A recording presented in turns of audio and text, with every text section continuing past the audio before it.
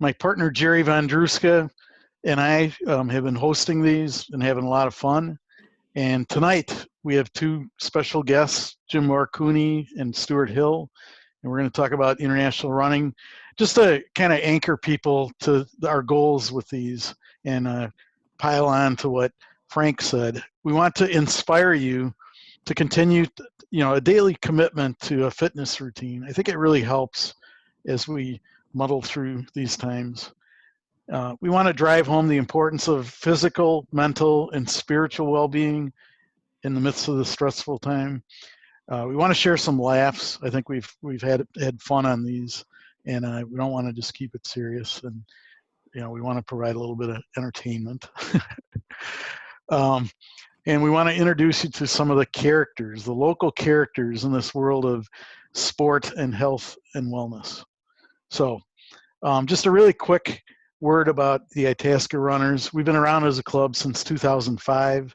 Under normal circumstances, we typically meet at the Starbucks in Itasca at 7 a.m.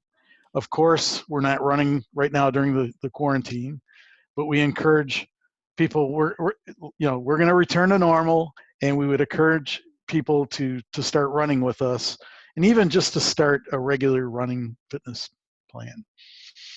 So today, we're going to talk about international racing, particularly marathons, which seem to be, what the three of us, Stuart, Jim, and I have done internationally. And Jerry, I can't remember, have you done any? I have. I have, yeah.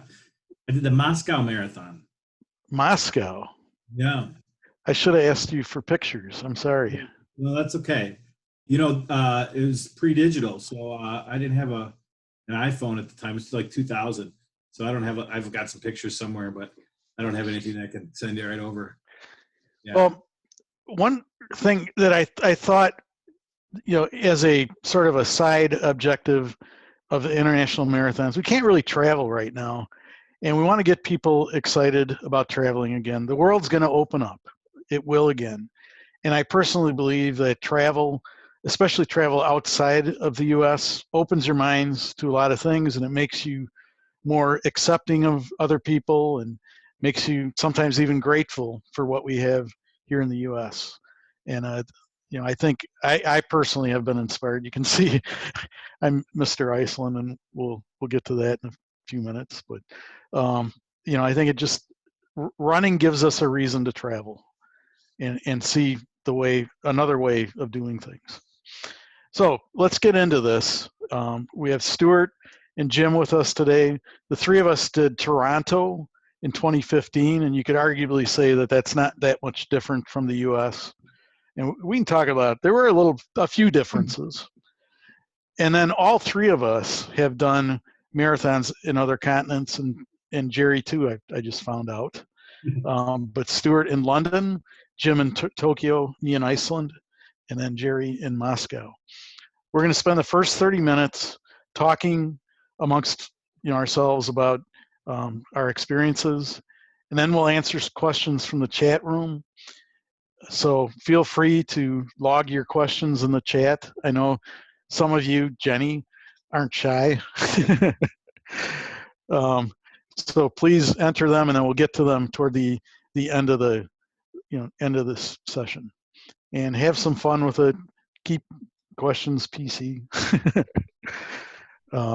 So let's get into it. So first of all, I got a question for both Stuart and then Jim. How and why did you get into running? So why did I get into running? So I came to I'm a Brit, as you can probably tell. I've got my London background here. I came to the US in 2012. Before I got here, I used to compete in the UK at judo. And for some unfortunate circumstances back at the end of 2010, someone broke my ribs for me. And I never really got back into judo after that. So when I came to the US, wasn't doing a great deal, didn't know many people. Moved to Itasca in 2013, and I was encouraged just to start running, just as a way of getting over not doing judo and keeping my fitness up. And I used to hate it. 1 mile was torture. But I built up my experience over time, built up my stamina. And then I came across the Itasca Runners Club in 2014. So there was two reasons really. It got me back into being fit, and I connected with a community of friends who I didn't have when I, as an expat living in the United States, I didn't know anybody around. So by getting into running, it enabled me to do both of those things. And I will add too that Stuart is a big part of our club and manages the website for our Itasca Oktoberfest 5K and does an awesome job at that. So Thanks. contributes greatly to the group. And then Jim, what about you? How and why did you get into running? I started running towards the end of college, mainly as just a way to get in shape. It was nothing big, maybe like 5K distance, 3-4 miles, a few times a week. I'll never forget the first time that I went out. I thought, well, maybe I'll just try running. I was able to go for 11 minutes, and that was it. Out of breath. I guess for the next, 20, 30 years, I just kept it up. It wasn't until about 10 years ago that I started doing distance running as a way to improve my health from a like cholesterol perspective and things like that. And then the more I ran, the more interesting it became to run races. And I guess that's pretty much where I am today. So Jim, I think, is probably one of the only people in our club whose times are decreasing. So I think we're all suffering old age, and Jim just keeps going down and has done very well in some recent marathons. I would And also also- add that Jim is probably the only member of our club that did a 20-mile run around the block of his house. Oh yeah, that's coming up, man. That's coming up. Jim, why don't you tell us a little bit about that before we get into the international marathon? That's in one of the pictures. Okay, we'll save it. Yeah, We'll save it. All right. All right. Next thing I wanted to talk about the top marathons in the world and what those are. It's Tokyo, Boston, London, Berlin, Chicago, and New York. And yeah, and I did mention Boston. Okay. And I believe we have all of those covered among the four of us. Tokyo, Boston, not Berlin. or not Berlin. That's right. So what is it like running those other marathons? I mean, are they huge like Chicago? Stuart and Jim chime in. Jerry, I know you've done Boston, but are they as big as Chicago? As crowded? The year that I ran the New York City Marathon, it had, I think it was the record largest number of participants, or actually finishers, something like 56,000 people. So yes, it's huge. And the thing that surprised me about that race is that as tough as it is with all those bridges, I think 98% of the people finished, which I thought was pretty good. All of these are just huge, huge races. It makes Chicago look small sometimes. Stuart, London, was that similar? It's similar. I think the number of finishes in London was somewhere just over 40,000. They have a lower cap on the number of runners. And they have a lot of complication around the start line, and there's 3 different start lines and they all converge together. But there's still somewhere 42,000 finishers each year in that race. And just to put it in perspective as well, that's 40,000 finishers. Most people have to apply for London through a lottery, which is common with many of these major marathons. And there's charity spaces, there's people who qualify on time. So there's only something like 10,000 runners who can achieve a spot through the lottery.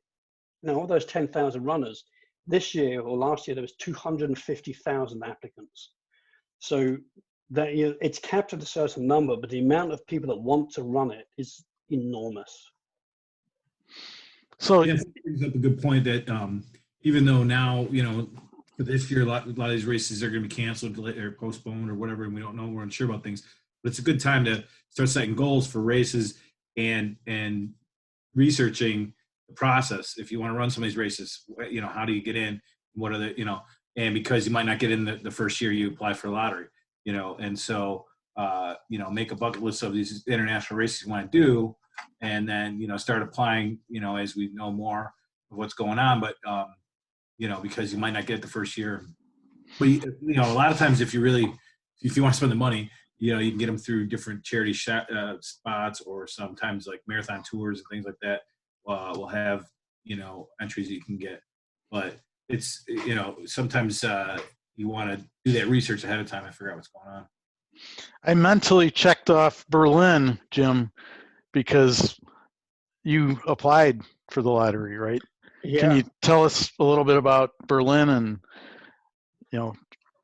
what motivated you to apply, and who all applied, and what happened?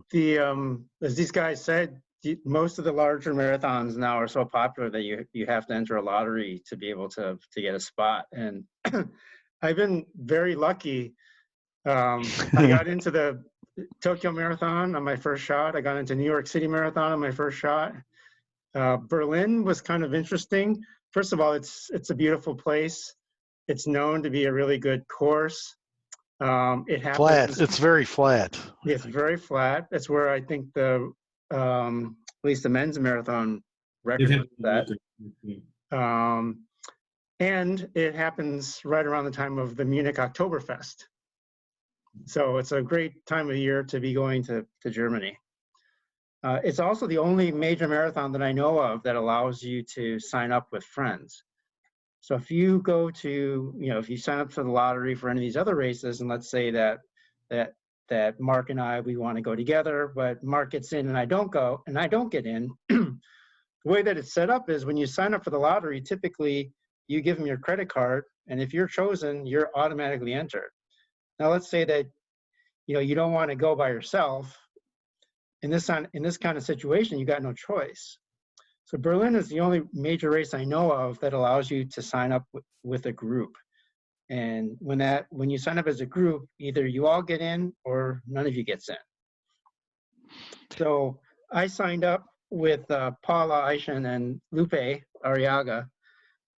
We signed up as a team. I think the limit is 3. I think that Marty and Sally Ann also signed up as their own team. Turns out none of us got in. And I was disappointed. And I thought my luck had run out finally. Until the pandemic hit and first Oktoberfest was canceled. And I thought, well, that's good because I wouldn't have wanted to go to Berlin if I couldn't go to Oktoberfest. But then the Berlin Marathon itself was canceled. So in retrospect, I like to say it's like the guy who gets stuck in traffic and misses his flight only to find out that the plane crashed. So we'll contrast this against the smaller marathons in a second that Jerry and I ran. But what were the entry fees for London and for Tokyo and New York? I can't remember the exact entry fee for London. It was high, and I think it's comparable. Well, no, actually, it's not as high as Chicago. If I remember back now, they're still relatively high compared to some of the smaller marathons. But London was pretty reasonably priced when you consider the logistics and where the race is. It was probably around $70, whereas Chicago is like $200. So London was only $70?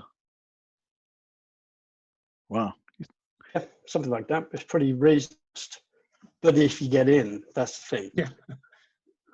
And then what was Berlin, Jim? Berlin was 125 euros.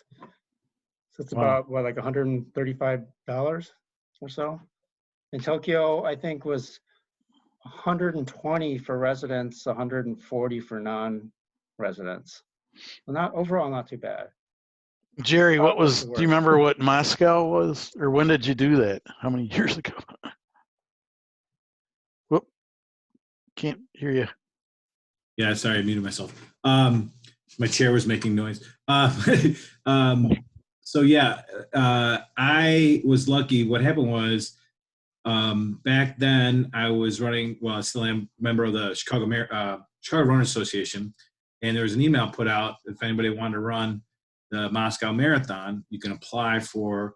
They were doing like a sister marathon thing where they were going to send 2 Russians over here to run the Chicago Marathon and 2 Americans, a man and a woman, over to Moscow, and it worked out great. I applied, and they, at the time, I think they I didn't really qualify with at the time, but they wanted people that were a little faster, and I was faster then. And so I got in for whatever reason, and they paid my entry fee. Actually, it was a really great deal. They paid for my airfare and hotel. Wow. Really, I mean, it was unbelievable luck, that I got in and all that. So it was scary a little bit, because that wasn't too far after that Russia was basically open up to Americans, and so like I had to get a visa to go run the race, and there were some problems with it, and it didn't come to the last minute. I remember going several times to overnight stuff to get the big hassle with getting the visa and stuff like that. So that was an interesting thing about it. And then the race, I'll tell a quick little story about the race because it was just pretty interesting. So first, you go there. It was like over a major holiday weekend, like kind of like our Memorial Day, I believe, but it was in September, about the same time as our Labor Day. And it was really hot. And also, it happened to fall on like the 850th birthday of the city. So there's this big deal there. And so it leaves to the Russians to go all out and crazy. They actually did this thing where they, on like Thursday and Friday, they seed the clouds with silver. They take airplanes and fly them over and seed the clouds so it makes it rain. So they would guarantee good weather over the weekend. It's crazy. I mean, the stuff so it was just the whole city. It was pretty neat situation, And it started right there in right by the Red Square. Red Square, yeah. St. Basil's Cathedral was the start, and finished in Red Square. Ran along the Moscow River, back and down past Gorky Park, and then back this big statue of Ivan the Terrible in the middle on this like island in the middle of the river, and went up and down the river a couple of times. The only thing I didn't like was like out and back, but it was amazing, So I was so lucky. Wow. The other thing I wanted to mention is that doing your research on races and stuff like that, you said that like Tokyo or Toronto is probably not too different than other races here, but a lot of international races, they may not have mile markers; they're only going to have it in kilometers. So, for pacing, that can really throw people off. You don't have mile markers. That was one thing. And then the other thing is make sure it's to find out what they do at their aid stations. So the funny story is with Moscow is that, so I didn't think anything of it. I thought they were going to have the regular stuff, So I'm running along first aid station, and it's getting hot already. It's probably, I don't know, 65, 70 degrees to start and finish in the 80s. And so I run up and I see these big Gatorade jugs. So I'm assuming there's Gatorade at the water station, right? And this was about the time, a couple of years before that, maybe Gatorade had come out with a bunch of different flavors, right? So it was like right there, and Gatorade really had experimented with all these. Anyways, so I thought there was like a brown Gatorade, I thought it was like there's an iced tea flavor Gatorade at the time, and there was not. But no, I brought it up to it, and it's hot tea. It's warm tea. We'll drink in Europe, I guess, in Moscow. But that was the only thing at the aid station is warm tea and warm water. Nothing, cold. And a lot of people. Then I read later that some people believe that drinking water close to the body temperature that you assimilate it faster. But I'm not sure if that's true or not. But yeah, so you were going to say it was vodka, Jerry. Yeah, no, right. Oh, brown alcohol. Yeah, so it was, Brandy, that was a bourbon. big job. So it made it hard, and that I don't know how much electrolytes are in tea, but probably not as much as Gatorade.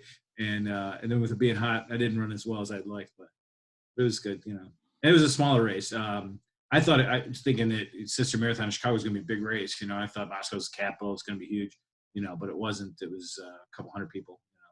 Couple hundred. Wow. Yeah, maybe 500-600. Not that big. I was shocked at that part of it. You touched on the mile markers. Toronto was in kilometers. And I don't know, how did you guys feel about running a race marked in kilometers as opposed to miles? Because it's shorter increments. I like the kilometers. It makes me feel like I'm making progress quicker. Yeah. I thought so too. Yeah, I liked it. Yeah, I agreed with that. But I also found that if you weren't mentally ready for it, when you get to 26K or 26K and you think you're done, and then you realize that actually I'm not. I'm a long way from the finish. And seeing it 37, 38 was weird. So just for people who are listening, it's 42 kilometers for a marathon as opposed to 26.2 miles. Yep. So, yeah, kind of interesting. So maybe we could probably get into the pictures. We're already at 26 minutes here. So I'm going to share my screen, and we're going to start with Stuart. So, Stuart, maybe you can give us a play-by-play here. I can explain. That was obviously at the end of the London Marathon, and it's funny. We're going to talk. One of the questions that's come through is about what's it like? How challenging is it to travel to these international marathons? So just to put that in context, I hate this photograph because it's great to be finished and everything, but when I traveled to London, and I lived near London most of my life and had never been to the marathon, never ran in the UK or anything. So this was a big deal for me to go back and do this. And I felt in the best shape of my life. This was going to be my best marathon. But one of the factors is the tiredness, not just from the jet lag, but if you travel for these international marathons, you end up being a bit of a tourist and you go around, see all these great things. And I started that marathon and I felt exhausted. Turning up there in the best shape of my life, ended up in the slowest marathon I'd run by far, by 15 minutes slower than anything else. And that picture, I don't like it because I was exhausted. But the good thing was my daughters were there and they took that picture. So if you do an international marathon, would you recommend that people do the marathon at the front of their trip or toward the end? I would, because you get a few days to get over the jet lag. If you then start piling in, for me, seeing my family driving around England, or if you're a tourist going sightseeing, you forget that you need to rest and your body isn't ready. And I got to the start line feeling exhausted. So you do it, you would recommend getting there a couple days ahead. Yep, give yourself 2 or 3 days to acclimate to the new circuits, new surroundings. Then do your tourism piece afterwards. I think that for Tokyo and Asia in general, it's magnified even worse because the time difference is 15 hours. Wow. It's a 13-hour flight. So, I mean, literally night. So I got there on a Sunday afternoon. I had almost a week to recover. I didn't really do much at all. I went on a few short runs. I rested a lot. And by race day, I think finally my body was starting to get adjusted to the jet lag. So here's a screenshot of the marathon photo because this one got all the labels on it. This one was a screenshot. I liked it because it's got Buckingham Palace in the background, and the finish straight there wasn't too crowded. So I actually liked that one, and I kind of had a bit of a smile there. When you look at most of my running photographs from all of the last 6 years, there's rarely one of me breaking into a little bit of a smile. So that I quite like that one. See, and this is a great part. That is, you should have bought that one. I probably still can. I was waiting for them to give me a better price, so I probably still can. So that's running over Tower Bridge. That was pretty cool. That's around about the halfway mark. Lots of people there, a bit crowded, very noisy, but that was one of the most iconic parts of the marathon. So that was very enjoyable. Something we're going to have to talk about are the race expos. And Stuart, I see that you have the socks that we bought in Toronto. Yeah, they've been my go-to socks actually. And funny, I ran in those socks after the Chicago Marathon, and the company that manufactures them interviewed me for a video. Really? And asked me what I thought. Yeah, never found the video, but I've loved those socks. The whole compression thing, I think it works for me. Some people would disagree. The lady behind in that picture, or the man behind, is in standard running socks. But I like those. I've never had problems with my calves being tender after a marathon wearing those compression socks. Yeah, the race expos especially at these big marathons are great because you get a chance to buy gear and talk to reps, and they can fill you in on some of the details. Now, what's this in front of a big giant race medal? You were just talking about the Race Expo. This was the exit for the London Marathon Expo, and there's this big booth. That is the medal that was around my neck at the end of the race, obviously a bit smaller than that one. But it was one of those free photographs, thanking everyone for taking part, this high definition picture.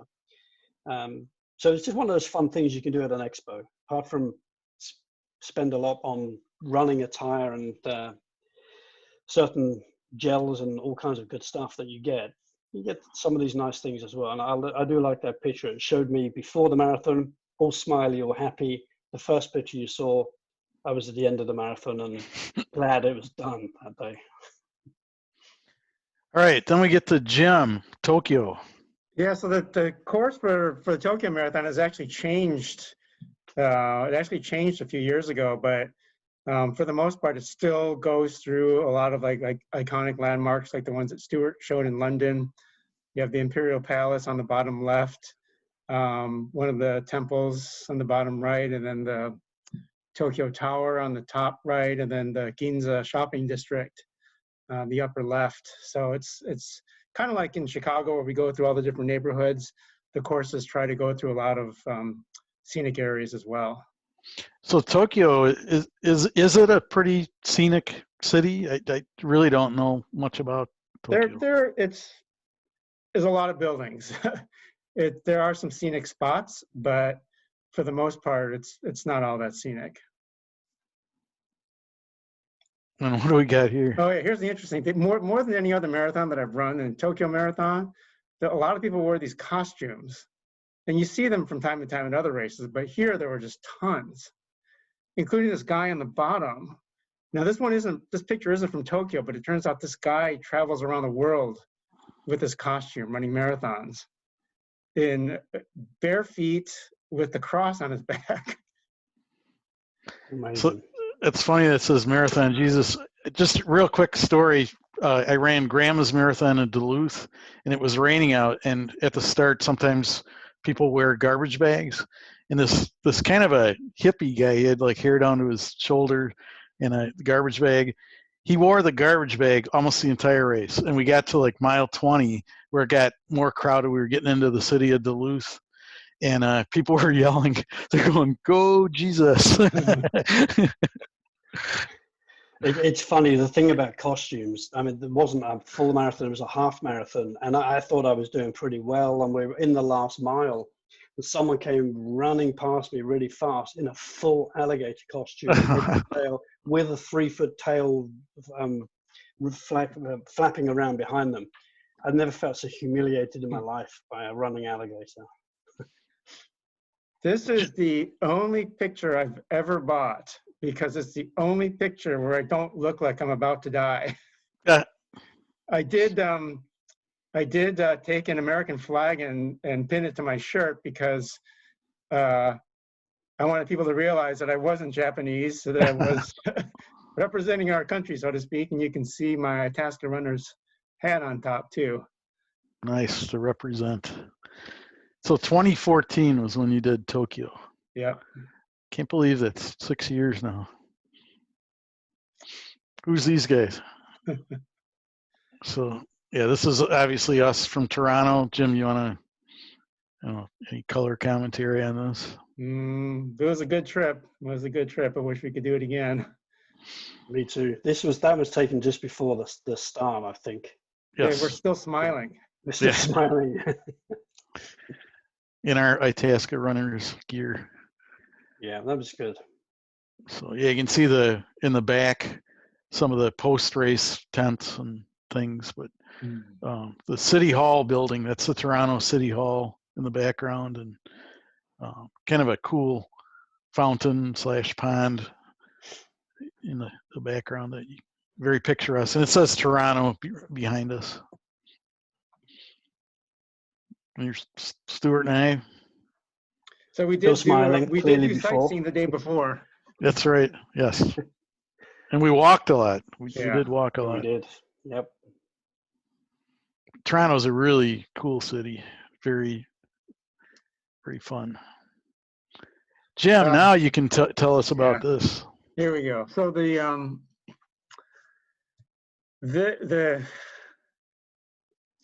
Tokyo Marathon that I ran was in mid-February, and 2013, 2014 was our first polar vortex, where we got just tons and tons of snow. It was cold. There was so much snow that the village actually ran out of salt. I had to get in a 20-miler that weekend, and it was going to snow all weekend, but it didn't snow on Thursday. So I made up my mind to do my run early Friday morning, but I didn't want to run any normal route because I didn't know, without the snow, without the salts, if it was going to be slippery. So I just went out of my house and I went around the neighborhood and scouted out a path that I knew, if I stayed within a certain number of feet from the curb, that it was going to be clear and I wouldn't have to worry about slipping because it was so early in the morning that it was dark. So you can see this isn't the actual Strava from the run, but this is from a different run on the same route. And I measured that going around the circle one time is a mile. So I call it my mile loop. And I did that 20 times at like 3:30 in the morning with single digit wind chill. Then went to work after that.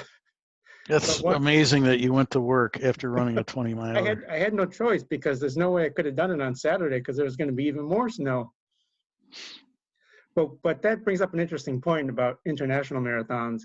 When you sign up for a local marathon and some stuff like this happens, you say, well, maybe I'll just swallow the $100 and skip it and do it again, sign up for something next year.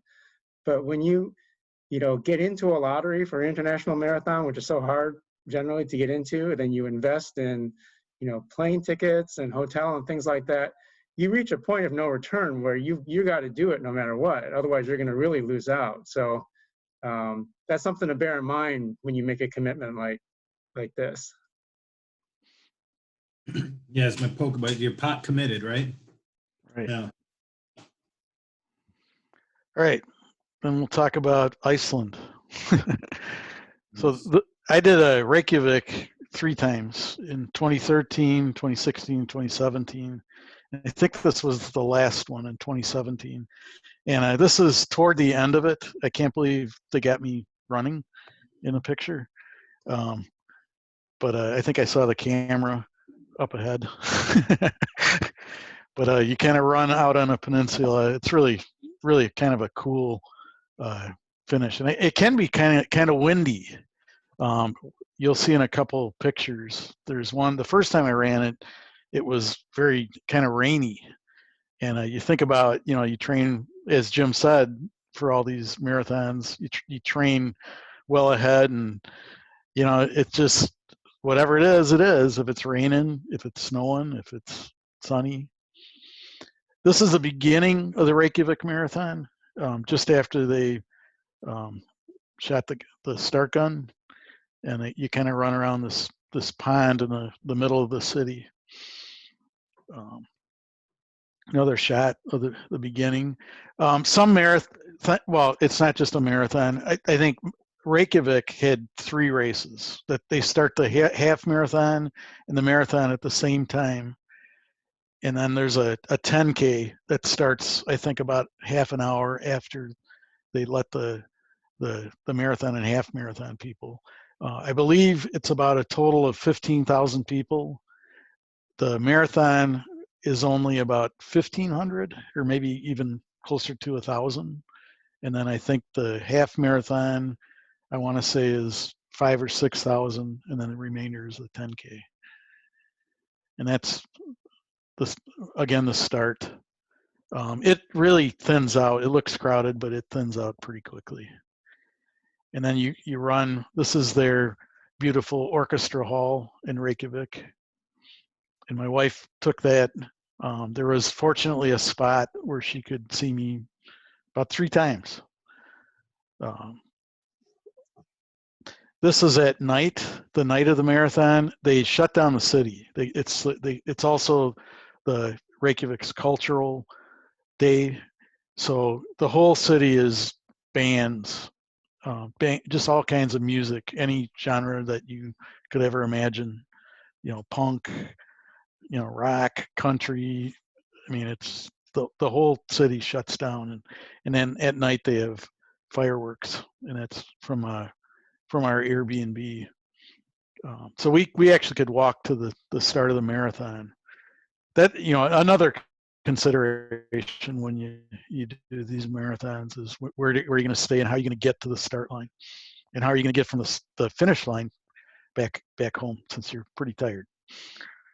So, Hey, Jim, Mark raised a good point there. Could you just give us 30 seconds about getting to the start line of the New York Marathon? yes, please. That was I was going to terrible. say the same thing. That's the worst. Yeah. Jerry, you've done the New York too, right? Yes. It's like a 2-hour commute to get to the start line. Had to take the subway from my hotel to the ferry. Then you had to take a ferry to get to Staten Island. Then you get off of Staten Island and take a bus to get to the start line. And then I got lost and I almost missed my starting corral time getting to the start line. I know we got stuck on the bridge going over to Staten Island, and I was on a bus. I met for the start. I went to like the library, and then they bus you over there. But we had stuck on this bridge forever. We're moving. There's no bathroom on the bus. Eventually, I was like, "You got to open the door. We can't get everybody rehydrating, or pre-hydrating. We're stuck on this bus for an hour." I'm like, we had to go on the side of the road. So that was bad. And then after the race, they make you walk through this whole thing. The way they do their finish corral, you got to walk past all these UPS trucks that they have your gear in, which, to collect your, your sweats or whatever you have. And then, but that's like a half a mile, and you just did a marathon, and then you get out, and then the streets are so crowded. You can't get a cab. I ended up having to walk almost all the way back to my apartment. We had actually the friends of ours had an apartment there, and but I was dying after a marathon and had to walk probably an extra 3 miles afterwards. That's why I love this marathon in Reykjavik. It's my all-time favorite. You can get Airbnb very easily, like within 2 or 3 blocks of the start and finish line. It starts and finishes in the same spot. The marathon is only 1,500 people, so when the half people break off, and it thins out really well. And I remember at the half one year, I was running with this older Icelandic gentleman, and the half people split off, and he says to me, he goes, "It is at this point that I wish I signed up for the half." So, Frank, maybe we can get to the Q&A now. We got about 15 minutes. All right, hey, Mark, I wanted to add something, along the lines of what Jerry said. I think it's important to try to find out, for any race, but especially for international races, what they're going to serve on the course. Yes. In Tokyo, they served some Japanese electrolyte drink that I never heard of. And, they always say, don't try anything new on race day. Right. So I actually ordered some powder from Japan and used it on my training here in the U.S. so that I knew that it wasn't going to upset my stomach or anything. Yeah, because that is the one good thing about the big races. They'll tell you in advance what they're going to have, and usually they're pretty good about having just that. So they'll tell you even down to the flavor. So you can, like I said, if you happen to have, a person that you get an upset stomach easily while running, you can test it out like that. So that was genius, Jim. That's I highly recommend that. All right. Q&A time. Q&A time. So that you guys just answered one of those questions there. What's the challenging about traveling? What's the most bizarre food or drink that was offered on a given course? Jerry's vodka. Yeah, vodka. Actually, in the Chicago Marathon, I've drank beers a bunch of times. Well, I used to pace 4:30 for a long time, and for a while that was an easy pace for me. So, like late in the race, there's always this one guy's by this one bar. They'd have shots of beer out there, yeah. And then Chicago always has the best beer afterwards too, because they have the Goose Island, sponsor. Yeah. But then there's an international marathon in France, the Medoc Marathon, where they serve wine at the aid stations. Nice. So those are the ones that you look for when you're doing your research. See what kind of cool drinks or food that they are offering. And okay, I'll sign up for that one. Some races, in my experience doing different races around the country, a lot of smaller races will have they'll have different running clubs and they'll have contests. The aid stations will be contests to see who has the best aid station. So the one I did in Outer Banks, North Carolina, you had all these people dressed up as pirates and whatnot, and then they try and outdo themselves with different food and stuff like that they have available at their aid station, so that's kind of neat. So what about when you guys are going to these countries, are there any societal or cultural differences that you guys have run into besides New York with the traffic? We all kind of, New York and the traffic, but anything else that you've come across in your travels where you weren't expecting it and it kind of threw you off? Yeah, well, for the other thing, for me, you're used to a pre-race dinner being, pasta, carb heavy type of thing. And I, because of my situation with this Moscow Marathon, got invited there through the Sisters program, whatever. I was at this, with a few of the elites. There weren't a lot of elite runners in the race, but anyways, for this dinner the night before, you're expecting some type of carb, heavy diet. And of course, in Russia, they eat a lot of meat, so they had all sorts of sausages and all sorts of things out that I wouldn't generally eat before a marathon, So I was picking up, I was eating bread mostly because they had so much meat on the table. It was kind of, they served a family style. They just had passing all these different types of salamis and whatever, So yeah, you might want to pack something you can eat the night before just in case. Yeah, in Japan, the carbo loading wasn't spaghetti. It was lots of rice and ramen noodles and things like that. What would you guys say is the biggest difference or similarity between a distance race in the U.S. versus overseas?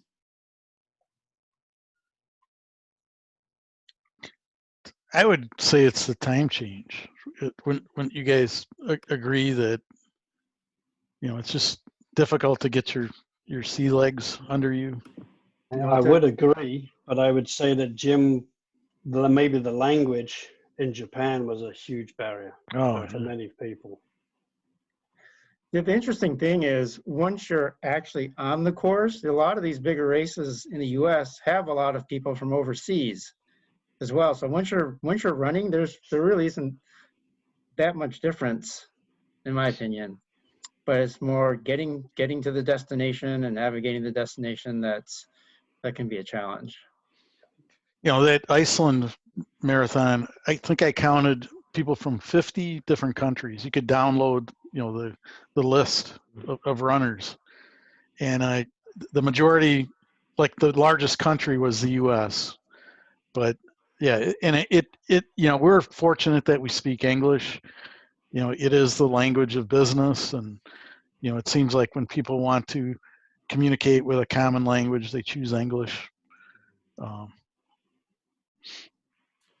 I think I might know your guys' answer to this next question, but how do you feel the cost of entering a major world marathon? Do you guys think it's worth it, especially that running has become such, a popularity sport that it's driven up the cost? It's not really that expensive. It's actually cheaper than running some of the local races, but there is the expense of travel, which can be significant.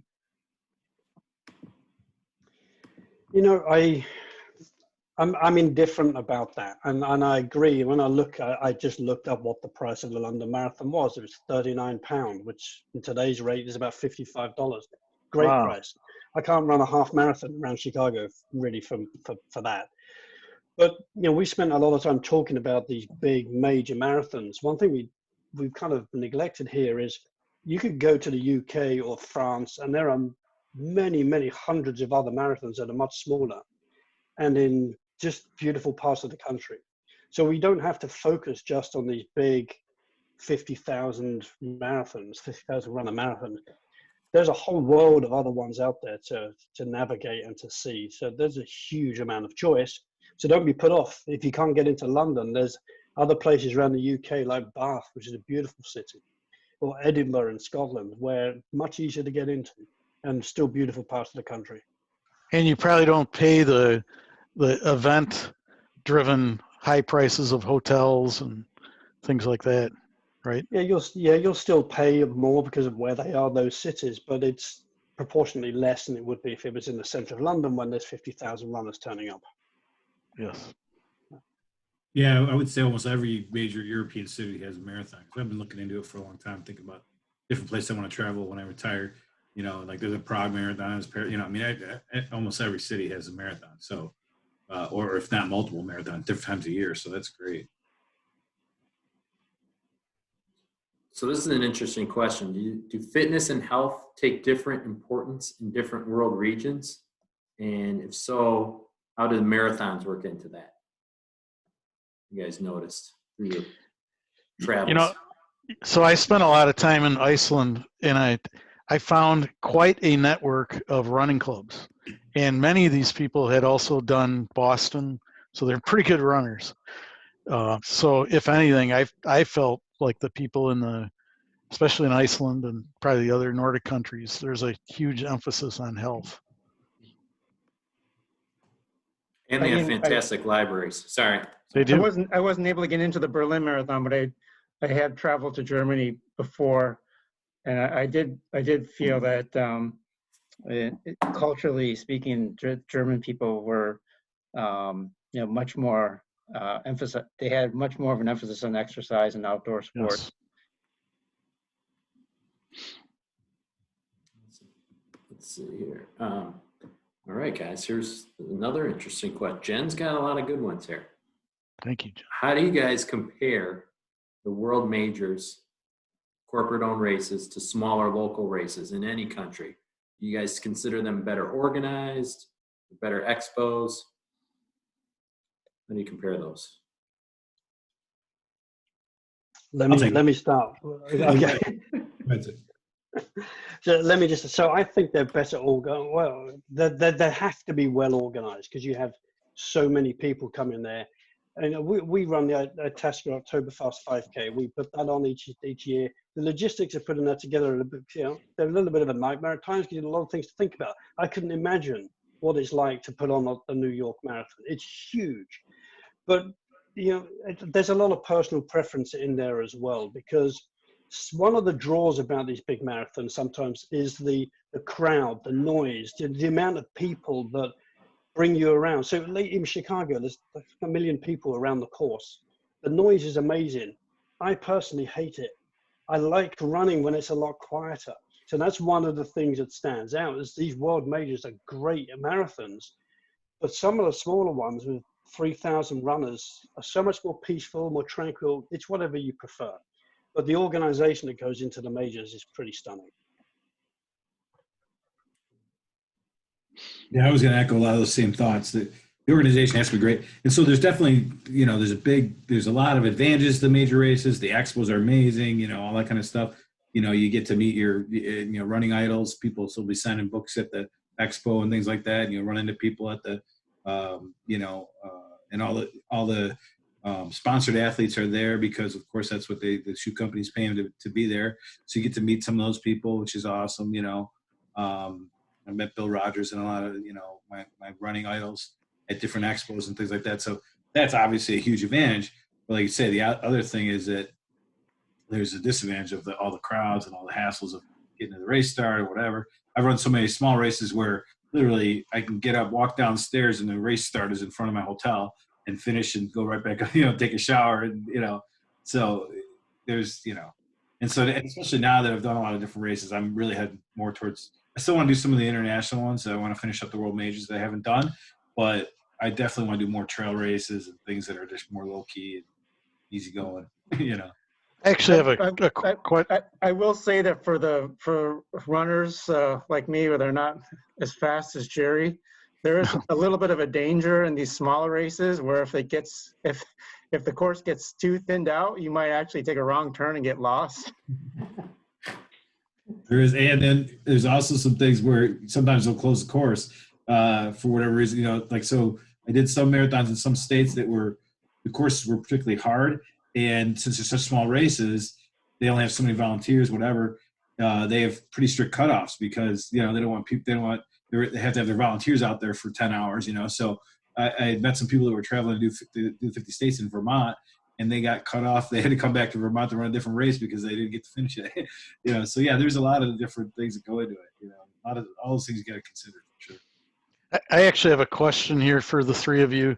Post COVID-19, how do you think marathoning, especially international marathoning, is going to change? You know, everything from the race to people's choices about big marathon, small marathon. What do you think? I think travel in general is going to be challenging. Even if everything opened up tomorrow, I don't know if I'd feel comfortable getting on a plane and flying somewhere, let alone to a race. And then just being, neck and neck, shoulder to shoulder with a bunch of sweaty people breathing hard too. I think it's going to take quite a while. They probably won't be having things like that until there's some sort of vaccine or some sort of treatment, I would think. Yeah, I would agree. I just don't know. It's an interesting question, but like with everything, just have no idea how this is going to work out. But the one thing that might happen is if it puts people off traveling for a while, some of these bigger majors may be easier to get into.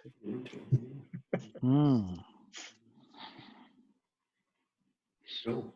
So how do you guys feel about qualifying times and lottery systems as they differ between the world majors?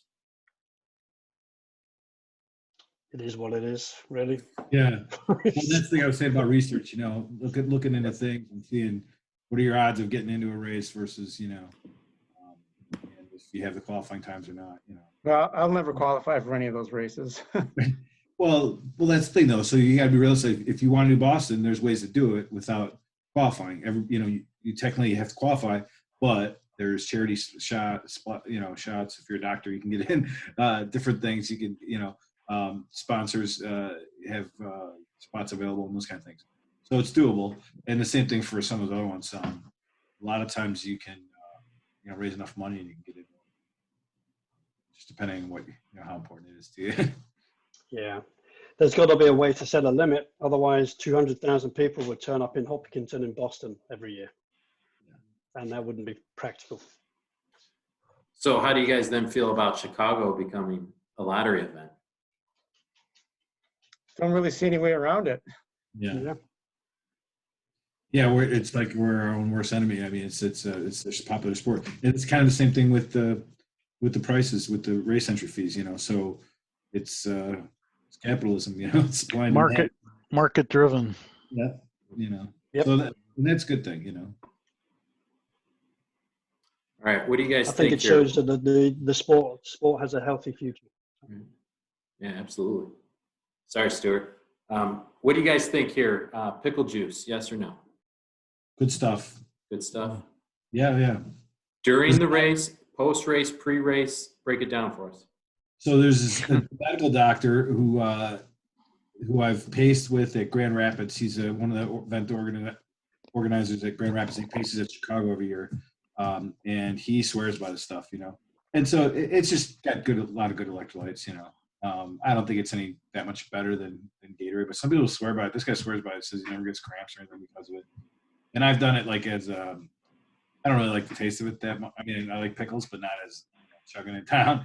So for me, I've done it as the night before, just kind of down it so that I can be tasting it while I'm running, and then post it's good recovery. Like I said, some people swear by it. It's interesting. My dad, when we were growing up, was very involved and ran a lot of local 5Ks. Never really ventured into marathons or half marathons, but we'd always have a jar of pickles in our refrigerator, and he'd always drink. And we were always like, "Oh my God, why are you drinking the pickle juice out of the jar?" And now I don't think that was his reasoning, but I'm wondering now if that was his thing there. And then very British. Yeah, is it?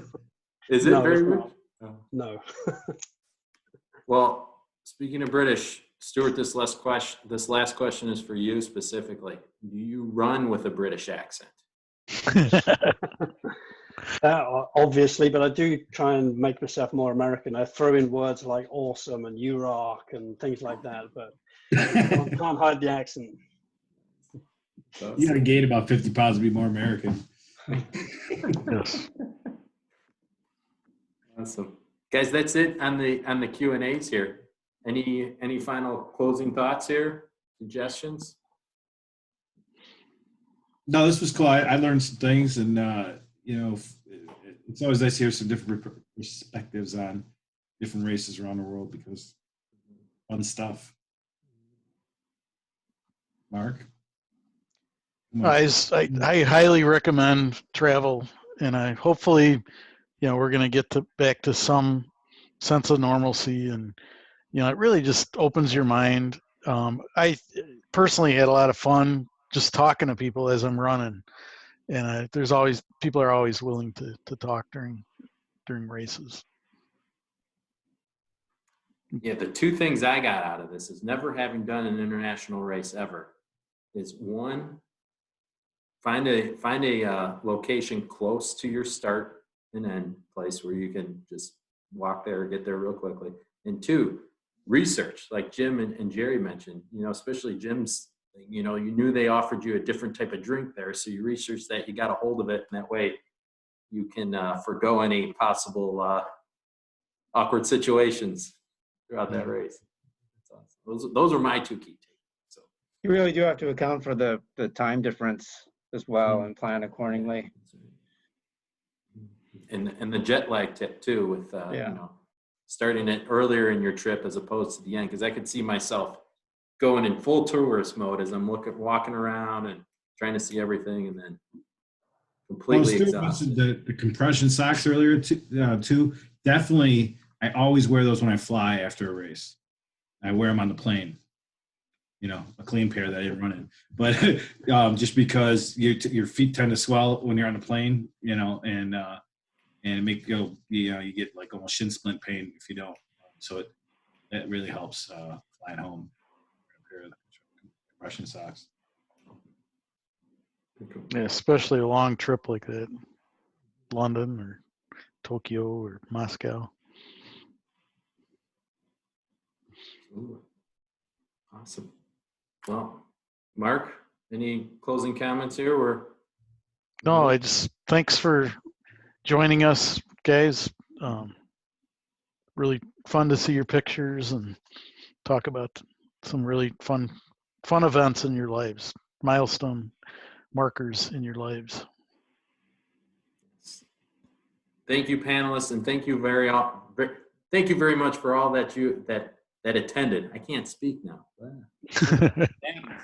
Thank you, everybody. Thank you. Have a safe and fun Memorial Day weekend, and hope you get out for a run. I'm now running. I'm chasing my kids around. Yeah. I'm you guys, that first session was like start small. I got to the end of the block. Now I'm going too. Now I'm chasing the kids around a empty parking lot in their little car and scooter. So awesome. Taking steps. Yeah. He's into it. Mm-hmm. Good deal. Maybe we can all go to Iceland together.